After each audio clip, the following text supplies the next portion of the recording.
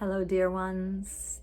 This is Echo, and I'm tuning in to share a little bit about the upcoming death cafes. Could be a little startling, maybe a little triggering to hear the word death and cafe put together. Death, such a taboo word in modern day society, and cafe, such a casual place of joy and connection. And death cafes have been around for quite some time now, and my desire in hosting a virtual cafe and in-person cafes when I am indeed in spaces where it is called for is to bring the subject of death to the table, to the cafe table, to sit in community and to drink tea and to enjoy treats together and to enjoy the vitality of life and the breath moving through us while speaking about a topic that is so near and dear to each of us, which is our own mortality.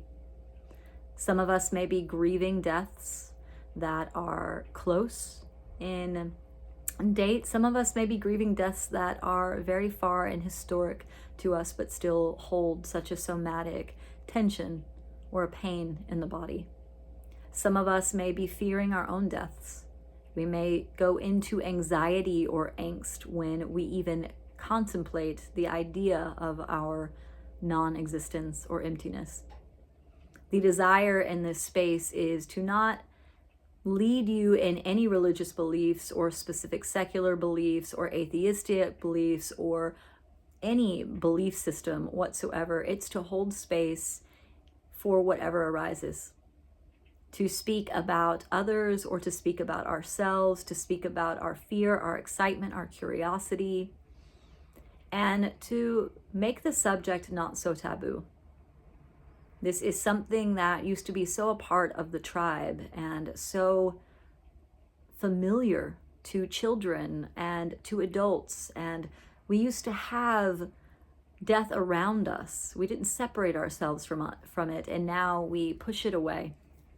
We push sickness away. We push bad news, quote unquote, away when it comes to the people that we love because there's such a severe attachment to life and to usness and to each other. And so my invitation is to join us in this death cafe and to sit with us like a round table and to commune with tribe, to speak about your fears, to be vulnerable, to be courageous, to talk about something that we have pushed away, because there will be a moment, there will be a time when it will be each of our last day. Our last meal, our last song, our last dance, our last moment to forgive, to give compassion, to say that we love one another. A last moment to appreciate this existence and to step into the unknown and the great uncertainty. We have lots of ideas of what's on the other side. There is many contemplations and many different religions and spiritual systems that will tell you what to expect. But in reality, each of our own subjective experiences will be had in that last moment, and we will have them on our own. And so by looking at this subject and stepping into what is our ideal death, what is the worst death we can imagine for ourselves? Is there anything left unsaid? Is there anything that we need to close? Is there anything that we want to write and to say and to gift while we're still here?